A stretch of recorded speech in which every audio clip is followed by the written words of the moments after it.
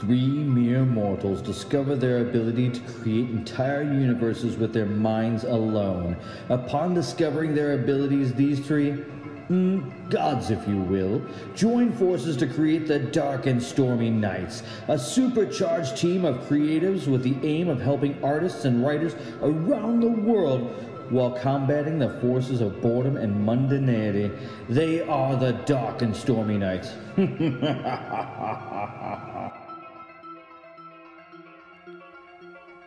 Lords and ladies, welcome back to the Dark and Stormy Nights. This is Loki. And theydies. What? Lords and theydies. Lords and ladies. Theydies. Ladies. Is that, that's our... They're not all lords and ladies, I'm just saying. Okay. That was insensitive of me, I suppose. Especially one who is a shapeshifter and known to take both genders. Yeah, exactly. So... Does Zim and Zerfic... I'm sorry. I'm not sure. That? I didn't mean to derail us already. Yeah. I always do, You too. stepped on the derail. I'm not really sure where to go with Wait that. a minute. It was a side note. I was just going to throw Okay. it there. So introduce yourselves, pigs. Come on. Oh, me? Sorry. This is Tyr. And Odin. And that's a lot less rude. Okay. Okay. So we're pretending today. We're going to the land of make-believe. And this is different how? That we are, this is the real us, or the us, not in story us, but us now, Okay. are pretending. That Right was here? that was so almost Spaceballs. Yeah, I was trying to get it there. When is this? Now. It's right now. Now? Yeah, I was trying to figure a way to do that, yes. When is then going to be now? You just missed it, sir. When? Now. Now, sir. Okay. Scene So I apologize. I am not drunk tonight, and that might be some of this. So, anyways, we are pretending that our editing is done. It is far from it. We are doing so much as fast as we can, and of course, editing is a long process of write, read, rewrite, etc. Plus holidays. Run away, crying, all that, yeah. Right? Yes, tears and laughter, but not fun laughter, like no, hysterical laughter. Yeah, hysterical. Yes. Like you're really trying not to cry, and Right. then you cry in the shower so nobody hears. Right. So That about sums up editing. yay. But don't feel bad. That's only months to years of your life. Right. Uh, So all of you who are currently crying in the shower, completely normal. Don't even worry about it. just pretend that I am in the shower with you, Editing giving you a wet hug. and telling you that's not where that comma goes. That's not an Oxford. Who are you and why are you in my shower? Here's the soap. You missed a spot. Oh, Lord.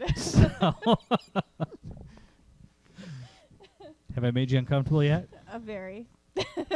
Good stuff.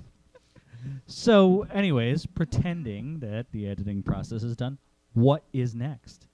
What do we do? All kinds of stuff. How much more torture do I have to go through before I am rich and famous like the people who wrote the Harry Potter series? Well, Or you need a miracle for it. that one. So, but like we did, there's a lot more steps involved in this whole process, and I think that Odin started listing some of what we Yeah. wait. You mean I don't just get a check now? No, that's not the way it works. okay. There's Now, a I'm lot taking more zero credit work. for this because Tyr's actually done some of this legwork. Tyr's done most And, of the legwork because we are fudge brains. So coming off of illness and, the holidays, shopping, weather. Really, she It kind of does sucks. like 80% of the work on the show. So I cannot I work the quizzed sound her stuff at and tried to all. organize it into something that makes sense to me. Well, hopefully it makes sense to you. So she was saying before we do everything, she was calling it step A, before we get to numbers, was creating your brand, which is like... Wait a minute. Did you mix letters and numbers for your bullet Well, points? because she started with step 1, and then there was the prelude to step 1. We had to do the prequels. You can't mix letters and numbers for your bullet points. Unless it's 1A, 1B, so on and so forth. There's some of that as well. That's okay. I love mixing them up. You start with A, and then you go on to 2. And square. Right. No. But yeah, it was creating websites, social media, just getting yourself out there, I assume. Yeah, getting your name out there. Maybe even starting to, drum up some excitement for your book, even before it's published and ready. You want to make sure that you have your website ready to go so that you're all set for your cover reveals. Okay, and can I gotta ask be a close to question done, here? right? And What? this was asked to me on Reddit before. I dabble in Reddit, but on a writing group I'm in, this is not just me specifically, but in general, it was asked and I answered a little bit of what I thought. But maybe tell me what you guys think I should put on my author blog. What kind of things should go out? Because I'm hearing from a lot of people that every author should have a blog long before they become an author. I hear that too. I actually don't blog a lot on my personal website. We post stuff on Dark and Stormy. So, while it's not really part of my brand, it is kind of intertwined with Nova Drake. My website personally is not a lot of blogging. There's not a lot of stuff that I'm putting up there. Some writers I've seen do like writing tips, and some of them will post. I post short stories, and I'll post snippets from my books, little teasers and stuff like that. Yeah. And so like that's and cover reveals and things like that. Now, I'm going to start soon, actually, and I keep saying this, I know I'm terrible, but I plan to write stories related to the prime story I'm writing. Mm-hmm. So little things where I'm like, well, I don't need this in the book, but it might be fun to know this about this character that's passing by or something like that, or little extra stuff that's not important to the main story, but like The Mandalorian. Well, The Mandalorian isn't, but if we told more about Boba Fett or Jango Fett, it wasn't necessary to Star Wars. This was your Lost Tales. But, yeah, for my world, I've got some, I was thinking, Star Wars should have done this stuff. But this is the free website idea. I'm going to give it away as blog material. It's and just that's the thing. It's like not every just a little couple pages. Yeah, about, not every little piece is something that hold it should back be for charged Patreon. for. What's that? So you could always hold it back for Patreon. Maybe bonus content. Well, maybe they're really yeah, but you got to draw people into you. They're not going to pay for True. something when they don't know who you are as an author. Right. Or I might do like a monthly. If you don't have anything to sell them yet, where they can't see any of your work, why would they pay for something when they can't see, anything? I might do a monthly kind of thing where I release like a short story, like every month about like one side character or something like that. I don't know. What do you think, Odin? What would you do with your author blog that might keep people interested? I don't know. Other than hanging out with you and doing a podcast, this is about as social of a being as I am. Character bios and creation and stuff like that, bios too. Are good, yeah. Yeah, that I could World do. building snippets. Get to know my guy in this book. I definitely would want to have like a published copy just so I have a copyright protection so I'm not releasing this stuff. But he's very paranoid about people stealing his stuff. Because that he never puts out anyways. The other thing that I do with the website too, I'm sorry, I don't mean to butt in. No, that's fine. Is you can create little like pinnable or shareable posts where you put like quotes from your book right into a little image that you can then share onto other social media platforms so that it's easy to get but just make sure you're putting your website and your author name and everything on there so that as it gets spread around, it's still coming back to you. I find it so difficult to keep up on all the social media platforms. Like I don't even Facebook anymore. It's just too much of a hassle. Yeah. Although we're about to have somebody start running our Facebook group for us because it's just too much for me. Like I don't know how people do it. No, I agree. Social media, all social like how do you activity get anything gives else me anxiety. Done? Anyway, I didn't mean to cut off. No, I didn't really have a lot to say. I don't know. I kind of like the idea of releasing some lost stuff and stuff that won't fit in, especially if I have nowhere in a sequel to do it. But like a short 1 or 2 page story or something, Because there's stuff like in my world that is so big and so complex that it's almost textbooked and wouldn't be interesting in story format, but for a fan it could be. You know what I mean? And it doesn't mean that later you say you have enough of these short stories or whatever and extra information. People will pay for that in a hardbound or something like that. Yeah, you could always re-release as a collective. Like I want to own it. Well, especially if it has artwork and stuff. Yeah, if you make something cool. Yeah. All right. So what else was there? What was next? Well, this is the first step. Editor. This is after if you already edited it yourself, you then solicit as an editor. I am lucky enough to have a lot of people in my life that are willing to work with me and help me out and stuff like that and read what I write. And I know that some people are like, well, if you don't get an editor, you're not a real writer. And I disagree with that wholeheartedly. I disagree as well. I mean, yes, it's important to have another set of eyes on it to catch anything that you're going to miss, because you do tend to read what you intended to write instead of what you actually wrote sometimes. And I mean, be careful, do the best you can with it, put out the best product that you can, get somebody else's opinion on it. But overall, I mean, even an editor can miss stuff. So. Oh, I've seen it. I've seen like professional works just it's full of gonna holes. happen. Now, I have gone to a couple fantasy conventions, and there are occasionally panels that will actually overlap into this. And this is about as far as I've gone as in the professional end, because partly out of fear and partly because I haven't got enough work done, as a cohesive piece to go beyond this step. But in the traditional route, it can be quite pricey. But there are some people who are fully qualified, who charge maybe half as much and do a good, credible job. And, you can actually look into them and see that they actually, they're not just people on the slide, that they're, whatever. But the point is that the more you do on your end, the cheaper it's going to be. I don't know that that's necessarily true. I don't know that it's true either, but you They can still also read the same book and do the same amount of work editing. You can also get a sample of their work too. Send them a section of your book, have them, do a sample edit of that section, before you ever decide to work with somebody. So, like, purposely put as many typos in it as you can, see how many they catch. No, but I mean, you can see if they're compatible with your, with what you're looking for. Right. Yeah. Yeah. That's what I always worry about. It's kind of like, unfortunately, the market's buyer beware. Yeah. So it's like, you never know, and somebody might like rave about it, and then you read about it and you find out it's their friend or something like that. And I mean, whatever it's works. just very Well, hard. the internet exists, so you can look at reviews these days. People, it's kind of hard if you find nothing on nobody, then who are they? Right. So, yeah, you can be almost whoever you want online. So, all right, what was next? Well, I think that we skipped a step, actually. Well, not at this point, but I don't know that we put in their beta readers after you get it back from your editor and have made your final revisions. Okay. That would be your time to get beta readers. Okay, how do you get beta readers? Well, a lot of times you can use your social media platforms or other connections that you've made through your, brand and everything. People who've connected with you through your site, maybe readers who are interested in early copies. And sometimes you can find other authors within your genre to swap beta reads. Do you have you used beta readers before yourself? Do you use a lot of beta readers? Not a lot. Do you have much problems with them? No, I've heard a few people say that they're that beta happens. readers work on their own schedule. It takes a long time to get things done. They do. There's also Scribophile too. That's it's a site where you can sign up.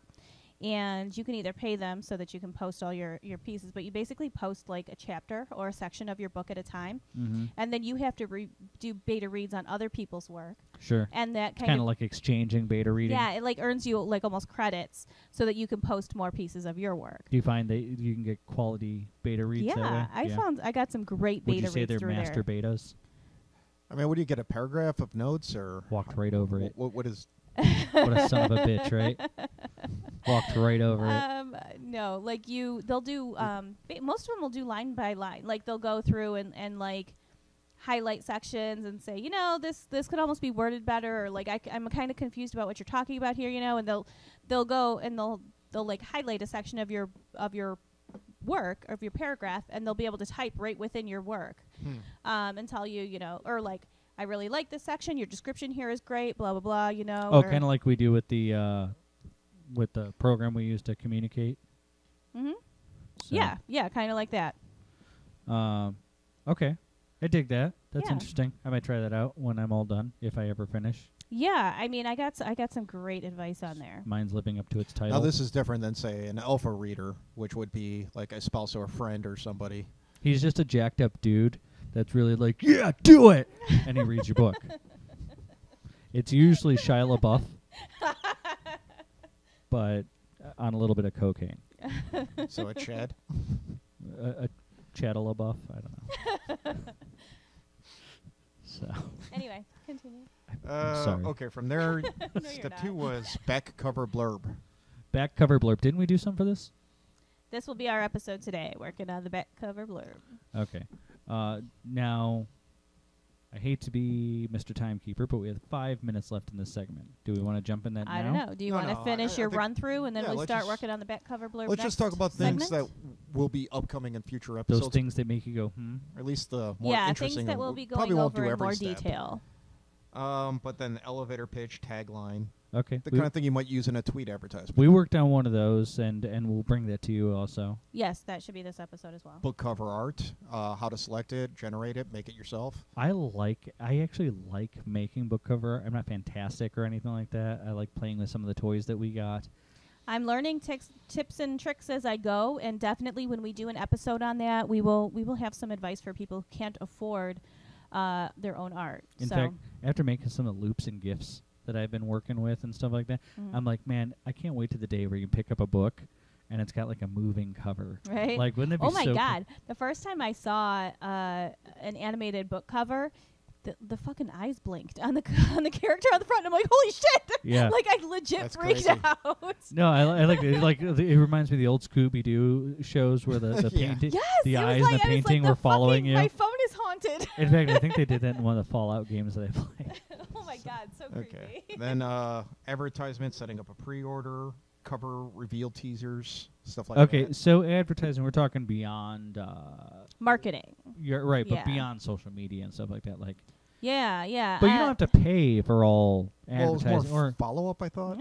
Sometimes, I mean, some but of I'm the saying you don't have to pay for all of it though. Some of the Not stuff all of is it. creating like, well, you can create a website for fairly cheap, sometimes for free. Like, for free.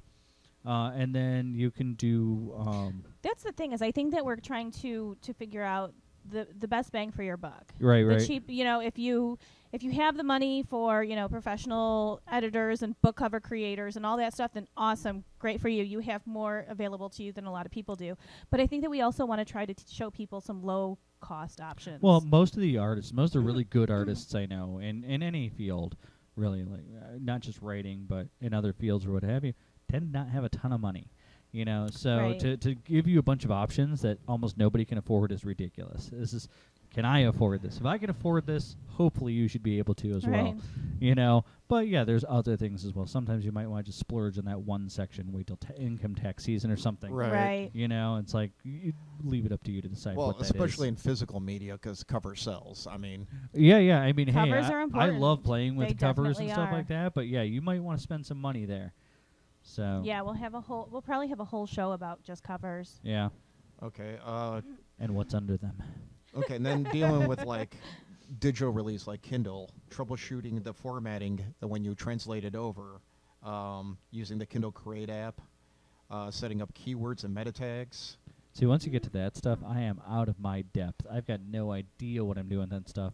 Formatting for paperback, order print copy, and yeah. Some like different self-publishing platforms. Maybe we'll go over stuff like that, So to self-publish or to traditional or publish. to traditionally Right. publish, right? And then Tier was talking about a lot of different traditional self-publishing, such as Ingram, Barnes, Amazon, Lulu. There's We'll get to all blurb. that stuff.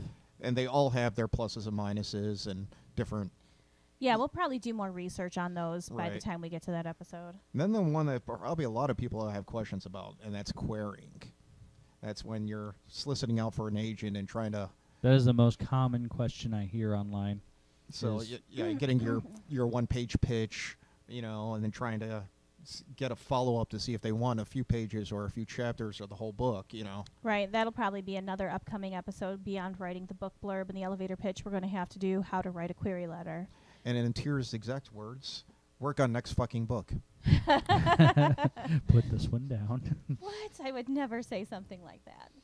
All right.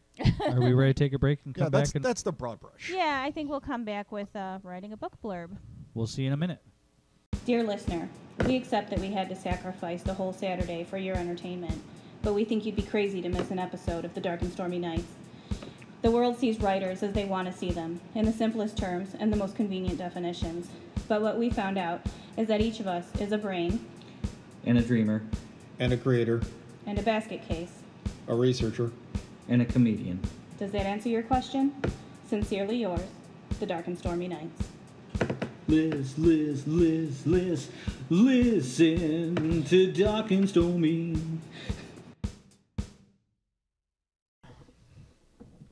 Ladies and gentlemen, boys and girls, we are now back with the Dark and Stormy Nights, and we're going to talk about the blurb. That we are. You just love just jumping on that record button. Were you not ready? No.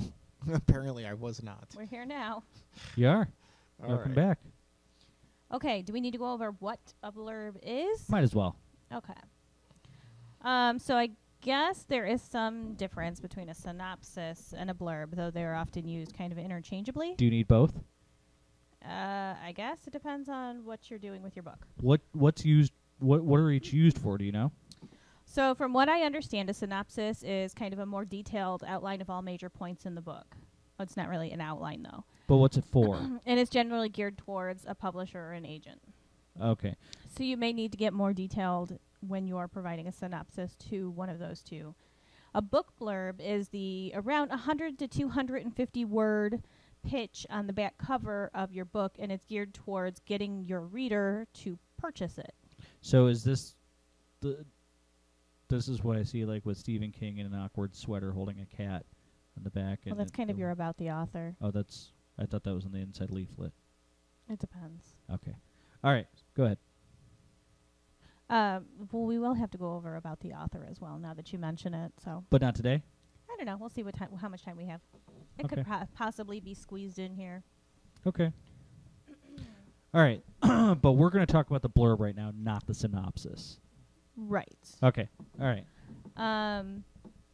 So I think that one of the pieces of advice that I saw repeatedly coming up is a lot of people recommend looking at similar books within your genre and see what they did, kind of their stylistic choices within the blurbs. Take note of, what grabs you. I can't stress this enough, though. Do not plagiarize it. Well, obviously. We're not talking about taking their blurb. We're talking about looking at their formula. Yeah, I wouldn't be bringing it up had I not heard of it at one point. Really? So, yeah. There's a lot of You would think I- it you know goes what, without saying. I did not think there was that much plagiarism out there when I got into writing.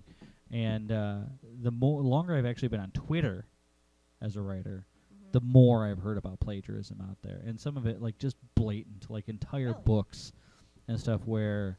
And then, of course, Fiverr gets blamed a lot for that. So maybe don't I have seen that recently. get written works necessarily so much through Fiverr, maybe. I'm not surprised. So I like getting artwork through Fiverr. Mhm. I get plenty of Fiverr. But I don't know. Maybe that should concern me more. I don't know. Yeah, I don't know. So, anyways, I'm sorry. Go ahead. No, you're fine. So anyway, yeah, it's a good idea to look up similar books and, see kind of what formulas work, what kind of things grab your attention. Take note of how popular that book is, when you're making note of what seems to work, what grabs you, what formula for the blurb is grabbing your attention. Okay. Right. And the closer to your specific style, Right, you want to look might within help your you most. genre, within your similar stuff. So, and be honest with yourself, I think about, because you were reading the Twilight one earlier, and I didn't like it because I was trying to think of it through the eyes of like somebody who might read a vampire story.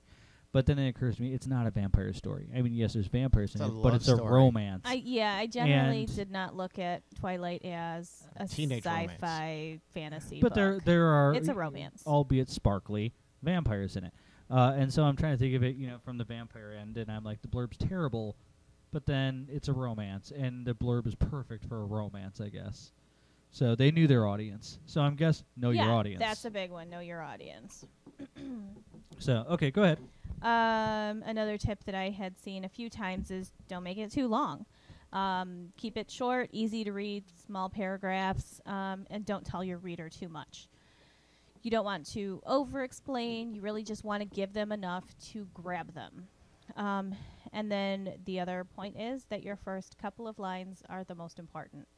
You want to really grab their attention or they're not even going to bother to finish reading your book. So, like the Well, book your itself, blurb. you kind of want to hook in the beginning of the blurb. Right. Okay. Okay, so I saw a couple of different formats that that seem to be popular, and like the advice said, you want to look within your genre, see kind of what people did as far as, popular books within every genre is going to have a different style for Right. their, book blurbs. But a couple of things that we saw were starting off with your situation, your problem. You almost want to kind of revert back to your story circle, maybe, and see, how you set this up in the beginning. Right. I saw. Where'd it go? So basically, you want to state your situation, the problem, a hopeful possibility of resolution to kind of entice your reader. Well, will this happen? You often see like a question within the book blurb. Kind of, will our heroes save the day, or will they blah, blah, blah, Right. blah. Isn't that kind of obvious, though? I mean, Not always. I've seen some tragically ending books. In fact, a few have pissed me off, and a few have been like, okay, but yeah, occasionally no, the hero doesn't win or doesn't survive, or I don't know. I just wonder if it's my tired brain or what. But I wonder, is there a way of asking a question that actually is interesting instead of one that is predictable? I have no answer to that. It's just a thought. I think you could, but it's something Try out a definitely few would- and see if yeah. it's enticing. That's the whole point. This is your sales pitch, This Right. is your... I Right. have like 5 minutes to grab your... Not 5 minutes. A couple of minutes here to grab your attention and get you to buy this damn book. Because next to your cover, this is what's going to sell your book. Yeah. Do you like tentacle porn? I mean, so I mean, We could start it that I'm way. interested, but I don't think I'm buying that book because This I'd be isn't worried what it, it says about me. but it's close. Okay, and so basically that formula kind of said to make sure you're setting your mood. You're giving your reader like what to expect here. like setting and You're- atmosphere, genre. Yeah, kind of, but without like, I don't know. How do I even want to say this? Yeah, I mean, you want to give them that like glimpse into this is what you're going to expect emotionally out of this book. So for us, You'll laugh. We- You'll cry. we kind of want to Emotions. make a point to have it be a little bit lighthearted, I think, because it is, Oh, okay. it is a comedy. So Right. Right. You'll laugh until But you there's fart in the still- bathtub. if that's the route you want to go, I suppose. Don't you ever read in the bathtub? I mean, that would be bad for electronic or regular book. I mean, Do you that often just, have You problems don't read in the with bathtub? flatulence while No. laughing? Yes, I do. Oh, all right. Well, I mean, then. if I I don't know, some kind of electronic projection or some sort of My only page turner problem behind is that plastic, you maybe? can't get both your knees and your boobs under the water. I'm just that's Deep my soak tub. Yeah, you need a deep tub. Yeah. Anyway, so another option is to intro your hero and your setting right off the bat, and then dive into your problem. What does your hero want? What's keeping them from it? Again, I'm saying reference your story circle here. Like these are all elements that you probably figured out before the story was even written, and here's where you're kind of drawing them in with these basic concepts you came up with at the beginning. Okay, I think you got it. In terms that I can understand. No, you or think at least, you got it. Well, yeah, that's She already Whatever. had it. fine. I meant that she's translating into English, and that's what I'm saying is No, she's translating into Odish. whatever. But the step one, like the hero's call. That is the question. that's the exactly what I'm question. saying. That's the setup. So that might just rephrasing that one way that's interesting to an audience. Okay. So I will could our see that. heroes answer the call? Of course they did. This is a book, damn it. Well, Right. No, it's more like, will our heroes answer the call? Did you dial cunt? Of course they will. You've got the money, right? Cash up front, hon. That's actually funny. We should add that in there. Will our heroes answer the call? We accept cash only. Yeah, no checks. They're paid exterminators. I'm just saying that's a good note if you're looking for. Yeah. Okay. Not bad, Tia. Not bad. I try. Okay, so where from there? So, some important things that people mentioned in the research that I did on writing a good blurb that we kind of pieced together was know what your reader is looking for, and that's how you know how to hook them. Don't summarize the book. Entice them. Give them little bits of details Right. to draw them in, but don't give it away, or they have no reason to read your book. Sure. I'll write it in third person present. I think that's the norm. Set your scene, introduce your problem, give them that question, that possible resolution, so that they have hope, so that they want to find out, I don't know, does this happen? And again, you're drawing them in. And then write it over and over.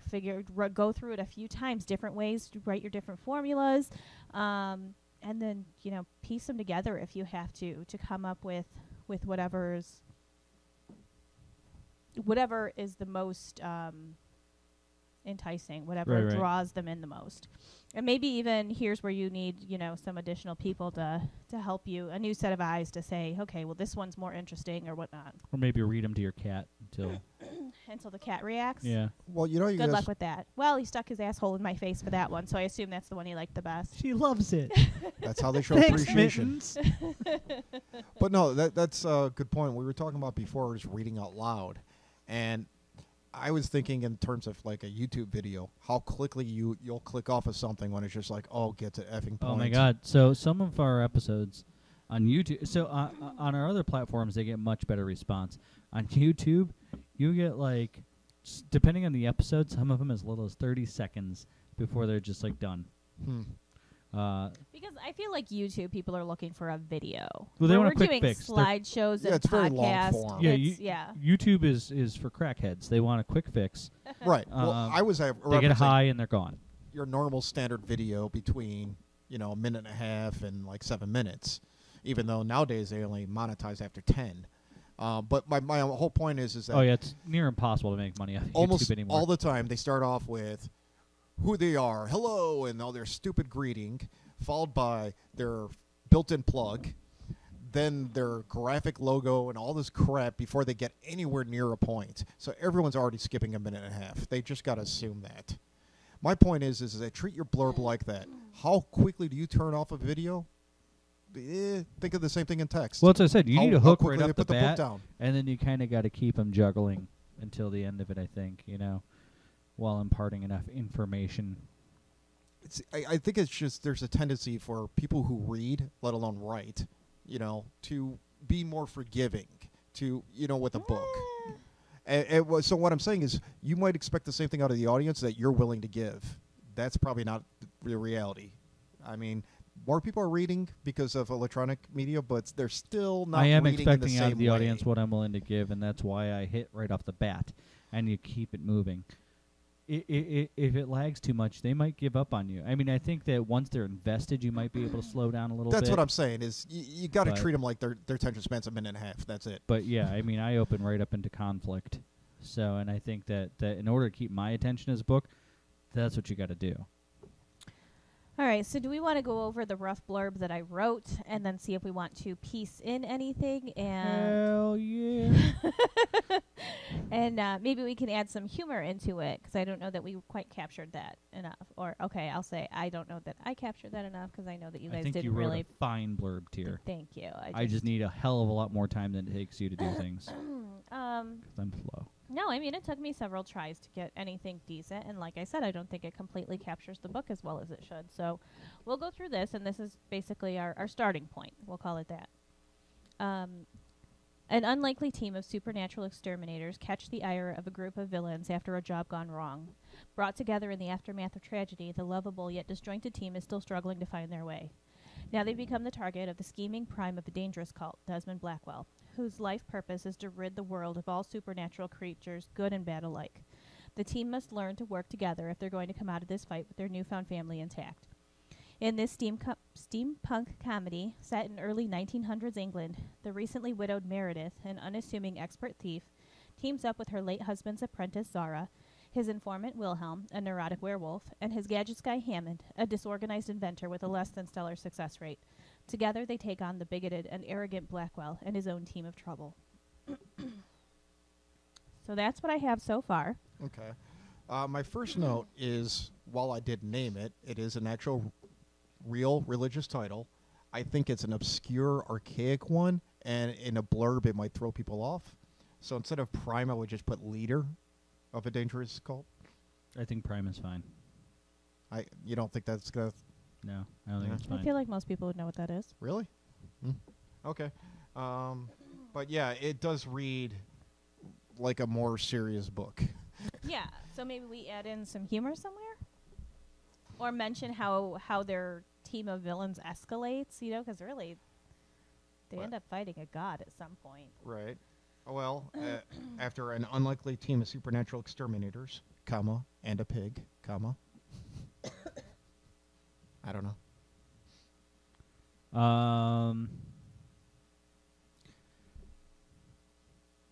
I think we cornered ourselves here. How do you mean? Do you want to add the anus tickling tentacles? I don't know. I'm not sure where that fits. with In a the spoiler, titillating, right? tentacle twisting tale of tongues and no. What is it with you and the And alliteration? we prefer I England. love over- alliteration. You know what? Stan Lee. That's why. Yeah. I grew up on Stan Lee, and so everything's been alliterated ever since. In fact, I like it better than rhyme. I mean, yeah, I think that we should mention something along the lines of our. If they're going to come out of this fight with their newfound dysfunctional family intact, I don't know. Does that anything? Probably not. I mean, I like it fine, but with unbreached anuses. that's what we're missing. Stuff like that. The problem is that you want to make it hitchhiker enough that people get it, but not so over the top that they go, not for me. Yeah. Well, that's Shock them once they bought it. Okay, so maybe we can say something. Okay, so after they become the target of the prime of a dangerous cult, Desmond Blackwell, whose life purpose is to rid the world of all supernatural creatures, good and bad alike. I would say of all things supernatural, maybe just. And then maybe we add something about Desmond escalating this with the god or something, like somehow that he Awakens an eldritch horror. Once again, not so funny. right. Maybe- That's what I'm saying. No. It's like we add in something at that point. Yeah, maybe they mentioning something like the god wears him as a skin suit or something like that. Well, no, that's giving away a plot point.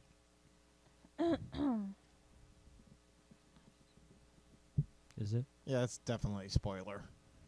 I mean, you can say that a god is involved, but I wouldn't say wears him like a skin suit. Upon being donned like a glove. I mean, these are all It doesn't fun matter. words, but Desmond is not the only one who ends up being a puppet. God, what was it you said before? When well, we weren't on the air, you said something. when we were trying to write a blurb and instead wrote an elevator pitch. No, he said something off air, though. Oh, okay. Loki says so much shit, though. It's so hard to keep track. All I do all day is talk shit. Um, That's my whole talent set. I don't know, but yeah, I feel like we piece in something funny there, and maybe that'll help. Do we like adding dysfunctional in there or leave it out? No, dysfunctional's fine. I'm not sure where we're at this point. Give me the sentence. So it was the team must learn to work together if they're going to come out of this fight with their newfound family intact. And I was saying we could add a newfound dysfunctional family. Does that kind of add in that sense of? Well, I think they stopped being so silliness? dysfunctional after. I know Functionally dysfunctional? we're trying to paint a feeling here of the book. Functionally dysfunctional? I don't know. Is that too wordy? Is it? After the team goes from dysfunctional to funky. I don't know.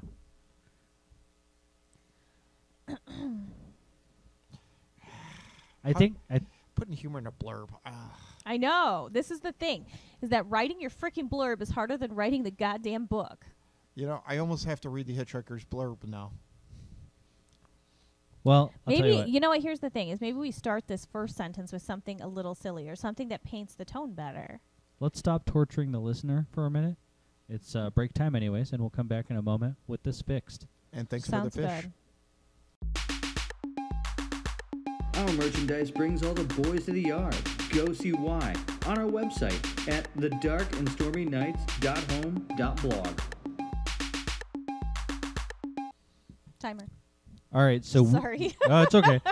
All right, so we have it weighing in at 214 words on the upper end Of the 250 limit. of the 250 limit. And really, I would have liked to have kept under 200, but this is too good, I think. It is too good to trim it down. So let's go with it. You ready? Can you read it for us? You want me to? Yeah, go ahead. Okay. It was your bones that we built it off of.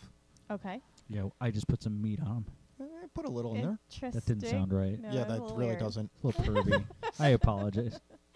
All right. Have you ever felt like you were not in control of your own life? Like maybe you were being puppeted by, say, a tentacle up your ass? Well, Hank and Bill do. But this story isn't about them. Not just yet, anyway. Long before this intriguing dilemma unfolds, an unlikely team of supernatural exterminators catch the ire of a group of villains after a job gone wrong. Brought together in the aftermath of tragedy, the lovable yet disjointed team is still struggling to find their way. Now they've become the target of the scheming prime of a dangerous cult, whose life purpose is to rid the world of supernatural creatures, good and bad alike. The team, with a little help from their friends and a magic pig named Dale, must learn to work together if they're going to come out of this fight with their newfound family intact. In this steampunk comedy set in early 1900s England, the recently widowed Meredith, an unassuming expert thief, teams up with her late husband's apprentice Zara, his informant Wilhelm, a neurotic werewolf, and his gadgets guy Hammond, a disorganized inventor with a less than stellar success rate. Together they take on the bigoted and arrogant villain and his own team of trouble. I dig it because I think it gives us just enough information about everything while still leaving you with a bunch of questions to be like, wait a minute, I got to know how this happens. You know? Like, because I'm like, I wrote the finger puppets part, and I want to know about it. How did that happen? Yeah, no, that was good because we got to start off with a question, a little bit of mystery. It's totally off color, so we set up comedy. Right. And it's in no way a question anyone's ever asked and really doesn't pertain to how this whole all gets Right, resolved. and you asked. So it's not spoiler. It's not predictable. And you asked, how do you deal with a question? You were like, I can't conceive of how you could do this Well, with a question. Not a question that hasn't been asked a billion times by anyone else writing the genre. is my Well, of point. course. I mean, how many I people ask promise about the you- tentacle up your ass? Exactly. So- Nobody's asked that before. Well, someone has, but it's a different genre I of mean- book. So the only thing that I'm questioning is one of the tips was to give your reader a little bit of hope. Are things going to work out? Have we done that? yeah, with the whole like I think it's hopeful you'll laugh. disjointed newfound family thing. Okay. I think that kind of You sets think it that's up. good? I also think that, and I know this is a psychological thing, but you named the characters or whatever, or Sure. at least gave information about the characters while leaving the villain a little more vague, which makes you feel like I don't know, for me, it makes me feel like the heroes are more powerful. So, Well, Yeah. they have the spotlight, so they do. right, but that's what I'm saying. So, you're given this kind of like, yeah, I like these guys already. Like, so, All right. I So know. we're good with this blurb? I like it. The only thing I question is whether, of course, that it's a little too blue for, a mainstream publishing company or something. Well, I think that yeah. I think that a traditional publisher is going to not like it. But I to be honest. do feel like, I don't know, grow up. So, I mean, I how don't know that maturity is what we're looking how for does here. but I mean, how does any book written for adults ever get sold? Look, if a You know blurb what I'm sells a saying? book, and I don't know that it does in physical media, but I know in digital media it definitely does. And if you're self-publishing, Have you ever Tentacle Up the bought Ass a is gonna sell. physical book without reading the back cover blurb? I don't know. I Yes. kind of glance through the book. I try to see what the overall count is. I- Really? You buy I a like a book nice- without reading the blurb? All the time, Oh because my god. well, I- sometimes the cover art's enough I buy- in the title. I buy heavily on suggestion. Yeah. So I find people I trust. Obviously, I cannot trust Odin because he he suggested American Psycho, which was a piece of crap. What? But yes, When did and I- I have never trusted you I don't since. remember that. So when would I? yeah, I there's I- a couple of them. I've too. never actually read that book, so I don't know what you're No, talking no, about. you suggested the movie, but yeah, it Did was, I? yeah, it was a piece of garbage. I don't remember. So, anyways, I mean, there's amusing scenes, but I that doesn't sound like me. It's I think you're terrible. confusing me with you somebody did. else. No, I You really two do. done? no, I will Jesus. never forget this. I think he's wholly wrong. Can't be and- Oh trusted. my lord. You two are hilarious. Anyways, yeah, no, I buy mostly off suggestion. I do read when I'm like just out there looking Yeah, I for don't- something on my yeah, own. I I do don't read know. some back covers or read the blurbs or whatever. But I buy heavily on suggestion. Well, in digital, yeah, I heavily read all this stuff, and even some of the recommendation, the user comments. Yeah, I think that honestly, I read way too much to have anybody else giving me that many suggestions. But I do. I mean, everybody's got to admit that the cover is the first thing. Oh yeah, that and the title. That gives the title you, matters. Your cover kind of gives you like a feel. Which for is the book. weird a little bit, isn't it? Because the cover wasn't written by the writer. Right, you don't really want to judge. Well, yeah, but judge you a know book what, by it's its not- cover. It's not just the cover. You're looking at the But you do. title, if there's any like little taglines written on there. Like you're. Honestly, I'm more forgiving of artwork than the title, because a bad cheesy title is just like, ugh, how imaginative are they? Dude, I suck at titling things. I know, and it I'm sucks so because bad. me too. I over alliterate I'm everything. so Although I am judgmental on that, proud though. of my current works title. I love my current works title. Oh, for your personal project? Yeah. The one I've been working on. It took me years to come up with that I name. keep doing this thing where I use the same word within every like book in the series, and I'm like. Well, I'm that's a being- common I'm convention, being though. fucking cheesy about this. No, it's pretty common. I mean, is it cheesy? Yeah, but it's a good commercial gimmick. I don't know. Well, see, I like the main title and then a subtitle, right? So You mean like, say, Dresden Files, yeah, or Stormfront Harry or Potter, whatever, the yeah. Chamber of Secrets, Harry Potter, the Lost Dildo. I Right, mean, but technically Harry Potter is the series name. right? That's what I'm saying though. Is so when I write a bunch of like books in a series, it's the main title. And Right. It's that's what I less do, limiting too. than what you've done. I've seen it done a lot, and when it's done right, it's great. But the thing is like eventually, if you keep making sequels, you're struggling for titles. Yeah, no, I think that my series is my series that I've in the process of releasing is going to be 3 books long. So, and even that, like the series is called Finding Justice. Book 1 was The Cost of Justice. Book 2 is Justice Lost. Book 3 is In the Name of Justice. And if there's any more after that, I'm not naming them Justice anything because screw that. Right? Justice Judy. Justice I be don't think- done. Yeah, I don't think Jim Butcher Justice intended be to make damned. 17 freaking books on that. I think he was Yeah. hoping that Dresden would die. I love those Kill books. him. I don't know. Oh, we Like, don't. Dude, I need a Spoiler alert, Bob. he does, and then brings it back. I don't know if it's a Pulls money a grab or supernatural. I was gonna everyone say was he- pissed at I was him. gonna say he needed to pay his bills. I think the audience was like, no. Maybe you get that from time to time, and then often the author doesn't listen. So all right. Do we want to move on to the elevator pitch? you got 10 minutes. Okay, Can you now do it? that we did not work out as heavily. Those are the byproducts of us trying to write a blurb. So for So, anybody who doesn't don't know, your elevator pitch is literally a couple of sentences. And basically, you need to now cram your blurb down into a couple of sentences that's Right. going to just hook your reader into wanting to know more about your book. This is something that you can put on like smaller advertising, like something that you attach to like advertising your book on Twitter, for example, where you only have so many characters to give people a brief summary of your book and hey, I want to read that. So some tips that we saw for the elevator pitch was don't be too vague. You want to find kind of like one of your main themes and roll with that, focus on that concept. And then you want to give your reader a little bit of what they're going to experience. Give them a mood or a taste of what's coming from your book, Like punch him in the crotch. I suppose if that's what you're Yeah, going okay. for. Like if your book's Fight Club, maybe. Well, the first rule of Fight Club, I mean, we can't talk about this. So I move- would write an elevator on. pitch, but we can't talk about I said move on. you And got their attention, but they're not going to want to buy a book that punches them in the nuts. They will if they don't want to get punched in the nuts again. And then obviously be compelling. This is a sales pitch, This is your 2 seconds to grab someone's attention and say, buy me. I'm not going to tell you twice. Right. So I think Odin understands now. He's gone silent. He's just nodding. No, I'm just thinking that the comedic twist is a great selling thing, but the one we went with, I don't think you want to use as an elevator pitch because I'm afraid the whole tentacle thing might be a turnoff to the editor. Yeah, that's not a theme. So Grow really, up.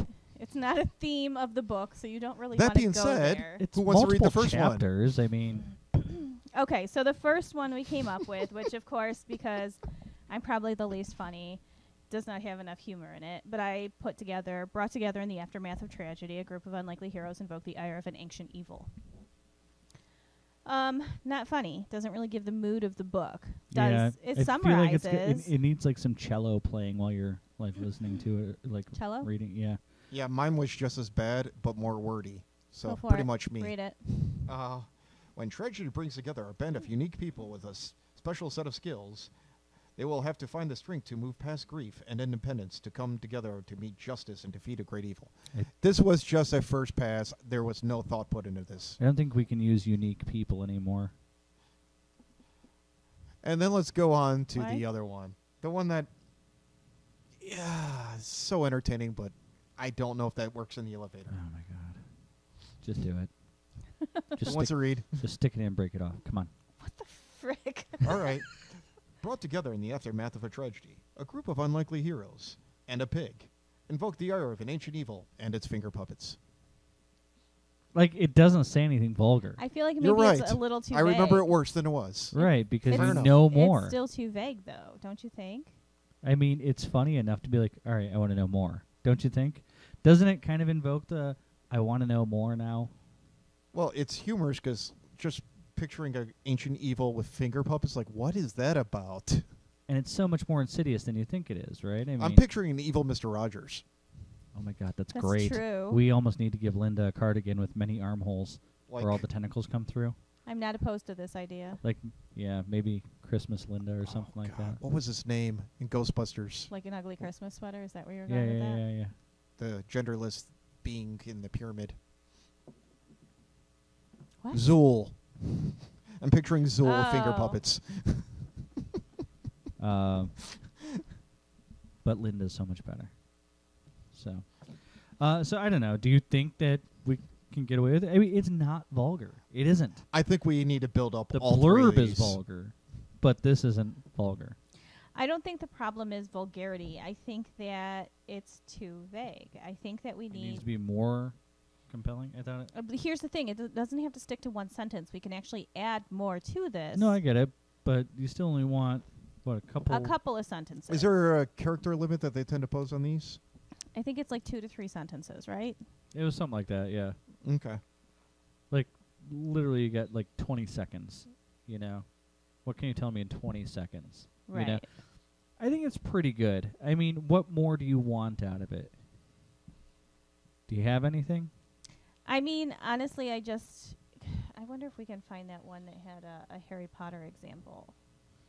The Harry Potter one, I don't think was much better. But, I mean, I don't know. Maybe it gave a little more. It was meatier than that, though. I mean, that was a full-on paragraph. It was like three lines, I think.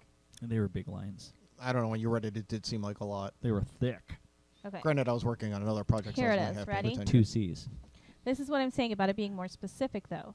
It's when a boy learns his true fate, his whole world changes. Thrown into a world of magic, he must learn to survive great evil in the new world with the help of his friends. Story of love, loyalty, and bravery, which shows us that sometimes heroes come in the most unexpected forms.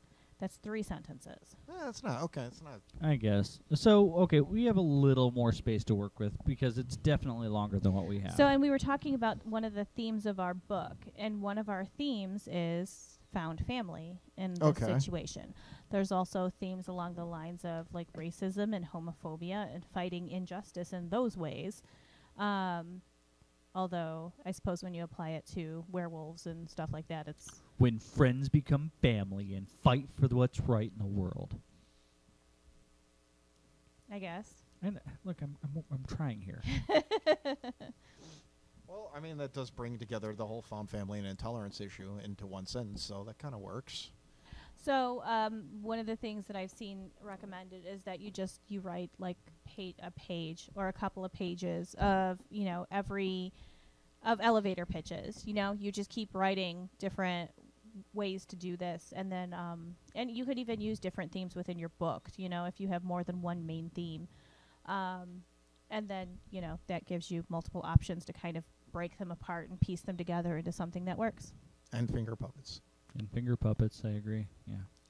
Finger puppets is still not one of the main themes of the book. I mean, I don't know, but I do think it's a metaphor for capitalism. if you can put humor it? somewhere in there.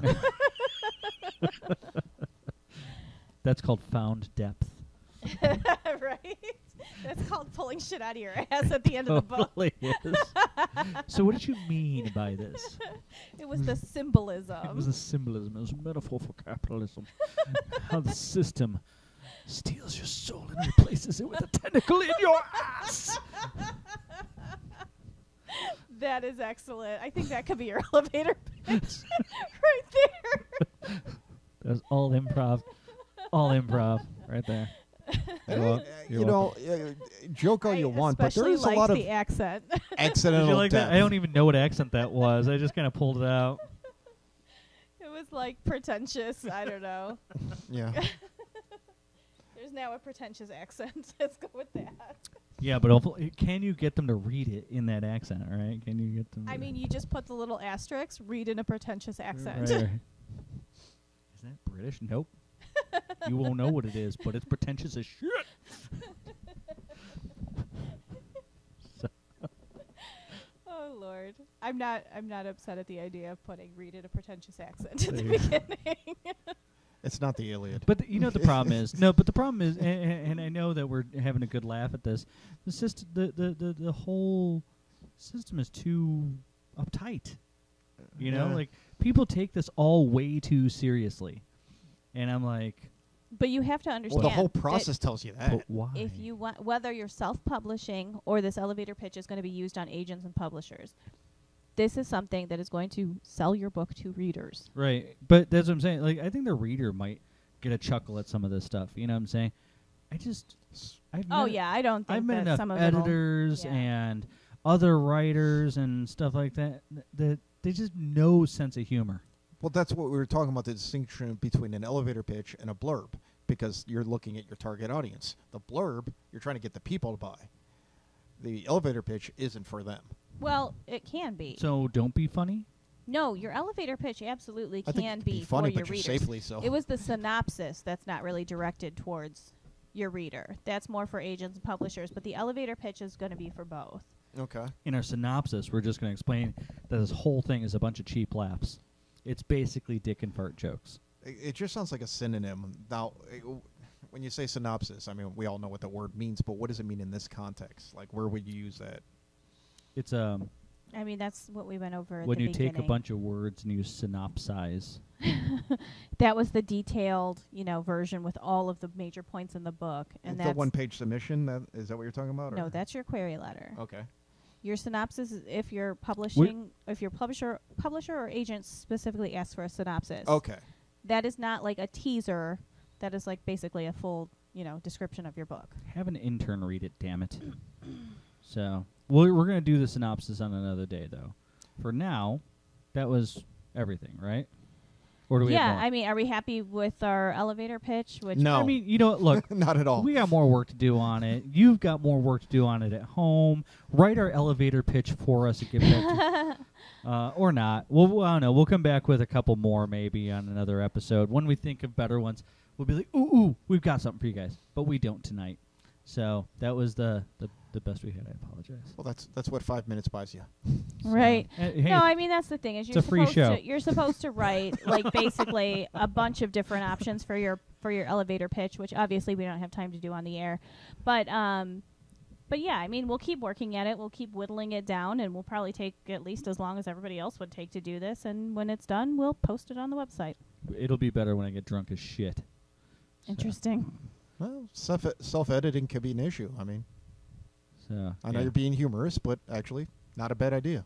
I write better when I'm drunk. That's just how it is. So, all right. So in the meantime, go check us out at thedarkandstormynights.vegvasirmedia.com. Go follow our Twitter at thedarkstormyk1. We always follow back. Mm-hmm. Unless you're a jerk, then I don't.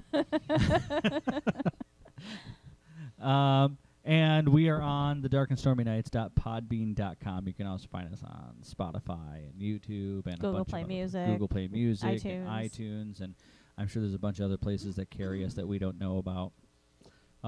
So check us out, comment, tell a friend about us, keep us growing, and we will be your best friends. I'll even show up and tell your mom that we're dating now and that you're not wasting your life listening to podcasts.